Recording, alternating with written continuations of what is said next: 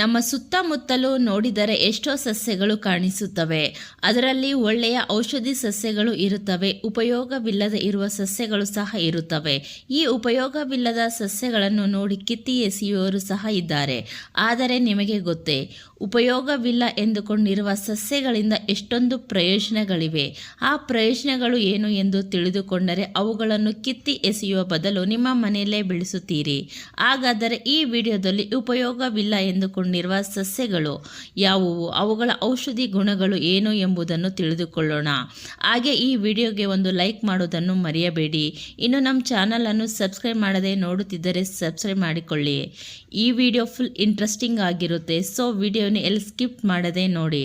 ಅಪಮಾರ್ಗ, ಇದನ್ನು ಉತ್ತರಾಣಿ ಎಂದು ಸಹ ಕರೆಯುತ್ತಾರೆ. ಇದು ನಮ್ಮ ಸುತ್ತ ರೋಡಿನಲ್ಲಿ, ಹೊಲಗಳಲ್ಲಿ, ಮುಖ್ಯವಾಗಿ ಹಳ್ಳಿಗಳಲ್ಲಿ ಎಲ್ಲಿ ಬೇಕಾದರೂ ಅಲ್ಲಿ ಬೆಳೆಯುತ್ತದೆ. ಇದರ ಎಲೆ ಸಣ್ಣದಾಗಿ ಇರುತ್ತದೆ. ಇದರ ಬೀಜಗಳು ಮುಳ್ಳಿನಂತೆ ಇರುತ್ತವೆ. ಇವು ಗುಂಪು ಗುಂಪಾಗಿ ಇರುತ್ತವೆ. ಅವುಗಳ ಮಧ್ಯೆ ನಾವು ಹೋದರೆ ಅವುಗಳು ನಮ್ಮ ಬಟ್ಟೆಗೆ ಅಂಟುಕೊಳ್ಳುತ್ತವೆ. ಇವುಗಳ ಬೇರುಗಳು, ಎಲೆಗಳು, ಬೀಜಗಳು ಔಷಧಿ ಗುಣಗಳನ್ನು ಹೊಂದಿವೆ. ಈ ಗಿಡದ ಪ್ರಯೋಜನವೇನೆಂದರೆ ದಂತ ಸಮಸ್ಯೆ, ಒಸಡಿನ ಸಮಸ್ಯೆ, ಒಸಡಿನಲ್ಲಿ ರಕ್ತ ಬರುತ್ತಿದ್ದರೆ ಇದರ ಎಲೆ ತಿನ್ನುವುದರಿಂದ ಉಪಶಮನ ದೊರೆಯುತ್ತದೆ. ಇದರ ಬೀಜಗಳನ್ನು ಪುಡಿ ಮಾಡಿ ಟೂತ್ಪೇಸ್ಟ್ ಆಗಿ ಯೂಸ್ ಮಾಡಬಹುದು. ಮತ್ತು ಮೂತ್ರ ಸಂಬಂಧಿಸಿದ ಸಮಸ್ಯೆಗಳು, ಕಿಡ್ನಿಯಲ್ಲಿ ಕಲ್ಲುಗಳು ಇದ್ದರೆ ಇದರ ಬೇರುಗಳನ್ನು ಬಿಸಿಲಿಗೆ ಒಣಗಿಸಿ ಪುಡಿ ಮಾಡಿ ನೀರಿನಲ್ಲಿ ಕಲಸಿ ಕುಡಿಯುವುದರಿಂದ ಕಿಡ್ನಿಯಲ್ಲಿರುವ ಕಲ್ಲು ಕರಗುತ್ತದೆ.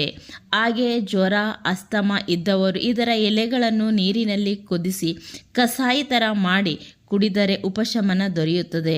ಇನ್ನೊಂದು ಮುಖ್ಯ ವಿಷಯ, ಹಾವು ಕಚ್ಚಿದಾಗ ಇದರ ಬೇರುಗಳಿಂದ ಮಾಡಿದ ಪುಡಿಯನ್ನು ಹಾವು ಕಚ್ಚಿದ ಜಾಗಕ್ಕೆ ಹಚ್ಚುತ್ತಾರೆ. ಹಾಗೆ ಆ ವ್ಯಕ್ತಿಗೆ ಇದರ ನೀರನ್ನು ಕುಡಿಸಬಹುದು. ಇದರಲ್ಲಿ ಆಂಟಿಬಯೋಟಿಕ್ ಗುಣಗಳು ಇರುತ್ತವೆ.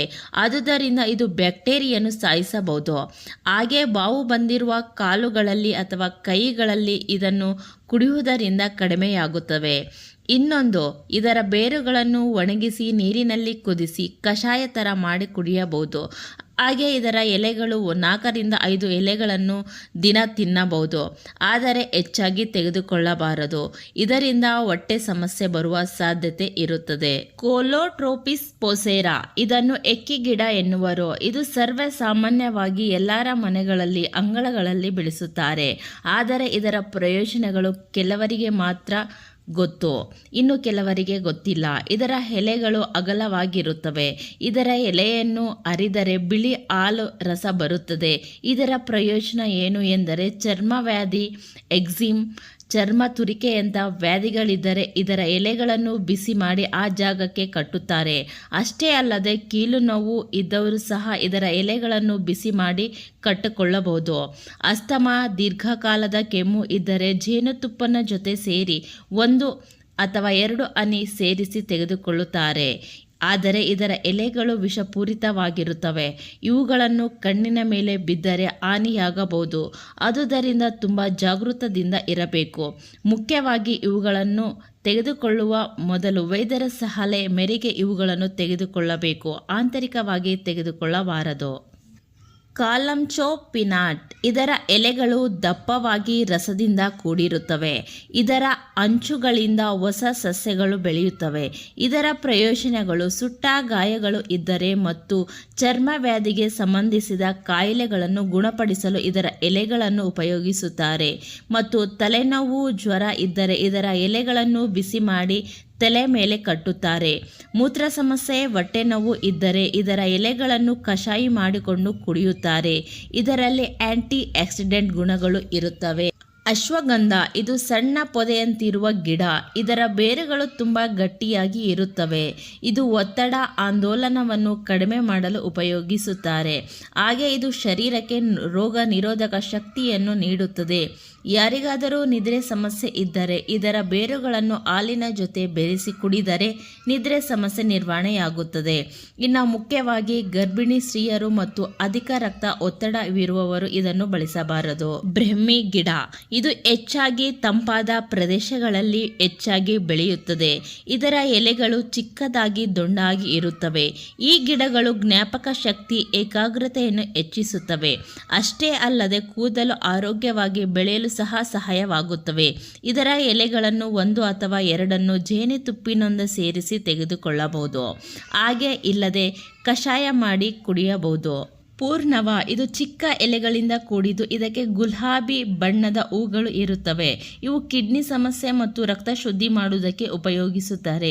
ಇದರಲ್ಲಿ ಅನೇಕ ಔಷಧಿ ಗುಣಗಳಿವೆ. ಇವುಗಳನ್ನು ತೆಗೆದುಕೊಳ್ಳುವುದರಿಂದ ಮೂತ್ರವನ್ನು ಉತ್ಪತ್ತಿ ಮಾಡಬಹುದು. ಇದರ ಎಲೆಗಳು ಅಥವಾ ಬೇರುಗಳು ಕಷಾಯ ಮಾಡಿ 1 ಅಥವಾ 2 ಟೀ ಸ್ಪೂನ್ ತೆಗೆದುಕೊಳ್ಳಬಹುದು. ಇದು ಹೆಚ್ಚಾಗಿ ತೆಗೆದುಕೊಂಡರೆ ರಕ್ತ ಒತ್ತಡ ಕಡಿಮೆಯಾಗುವ ಸಾಧ್ಯತೆ ಇರುತ್ತದೆ. ಕರ್ಪೂರ ಬಳ್ಳಿ ಇದು ಸುಗಂಧ ಎಲೆಗಳಿಂದ ಕೂಡಿದ ಸಸ್ಯ. ಇದನ್ನು ಮನೆಯಲ್ಲಿ ಸುಲಭವಾಗಿ ಬೆಳೆಸಬಹುದು. ಇದನ್ನು ನೆಗಡಿ, ಕೆಮ್ಮು, ಶ್ವಾಸಕ್ಕೆ ಸಂಬಂಧಿಸಿದಂತೆ ರೋಗಗಳಿಗೆ ತುಂಬ ಉಪಯುಕ್ತವಾದ ಸಸ್ಯ. ಇದರ ಎಲೆಗಳನ್ನು ಹಾಗೆ ಅಗೆದು ತಿನ್ನಬಹುದು ಅಥವಾ ಕಷಾಯ ಮಾಡಿಕೊಂಡು ಕುಡಿಯಬಹುದು. ಇದರಲ್ಲಿ ಆಂಟಿ ಮೈಕ್ರೋಬಿನ್ ಗುಣಗಳು ಇವೆ. ಅಂದರೆ ಸೂಕ್ಷ್ಮ ಜೀವಿಗಳನ್ನು ನಾಶ ಮಾಡಬಲ್ಲವು. ಇದರ 1 ಅಥವಾ 2 ಎಲೆಗಳನ್ನು ಜೇನುತುಪ್ಪಿನೊಂದಿಗೆ ಸೇರಿಸಿ ತೆಗೆದುಕೊಳ್ಳಬಹುದು. ಸಾಧಾರಣವಾಗಿ ಇದು ಸುರಕ್ಷಿತ ಗಿಡ, ಆದರೆ ಅಲರ್ಜಿ ಇದ್ದವರು ಜಾಗೃತೆಯಿಂದ ಬಳಸಬೇಕು. ಬಿಲ್ವಪತ್ರ ಇದು 15 ರಿಂದ 20 ಸೆಂಟಿಮೀಟರ್ ಬೆಳೆಯುವ ದೊಡ್ಡ ಮರ. ಇದರ ಬೇರುಗಳು ಮತ್ತು ಎಲೆಗಳು ಔಷಧಿ ಗುಣಗಳನ್ನು ಹೊಂದಿವೆ. ಇದು ಚರ್ಮ ವ್ಯಾಧಿ ಮತ್ತು ಬಾವು ಕಡಿಮೆ ಮಾಡಲು ಉಪಯೋಗಿಸುತ್ತಾರೆ. ಇದರಲ್ಲಿ ಔಷಧಿ ಗುಣಗಳಿವೆ. ಇದರ ಎಲೆಗಳು, ಬೇರುಗಳನ್ನು ಕಷಾಯ ಮಾಡಿ ಕುಡಿಯಬಹುದು. ಹೆಚ್ಚಾಗಿ ಸೇವಿಸಬಾರದು. ಓಕೆ ಫ್ರೆಂಡ್ಸ್, ನಾನು ಹೇಳಿರುವಂಥ ಈ ಸಸ್ಯಗಳು ಔಷಧಿ ಗುಣಗಳನ್ನು ಹೊಂದಿವೆ. ಆದರೆ ಅವುಗಳನ್ನು ತೆಗೆದುಕೊಳ್ಳುವ ಮುನ್ನ ವೈದ್ಯರ ಸಲಹೆಯನ್ನು ಪಡೆದು ತೆಗೆದುಕೊಳ್ಳುವುದು ಒಳ್ಳೆಯದು. ಇನ್ನು ಮುಖ್ಯವಾಗಿ ಎಕ್ಕಿ ಗಿಡದಂಥ ವಿಷಪೂರಿತ ಗಿಡವನ್ನು ಬೆಳೆಸುತ್ತಿದ್ದರೆ ಕಂಪಲ್ಸರಿ ಆಯುರ್ವೇದ ಡಾಕ್ಟರನ್ನು ಸಂಪರ್ಕಿಸಿ ಸಲಹೆ ಮೇರೆಗೆ ತೆಗೆದುಕೊಳ್ಳಿ.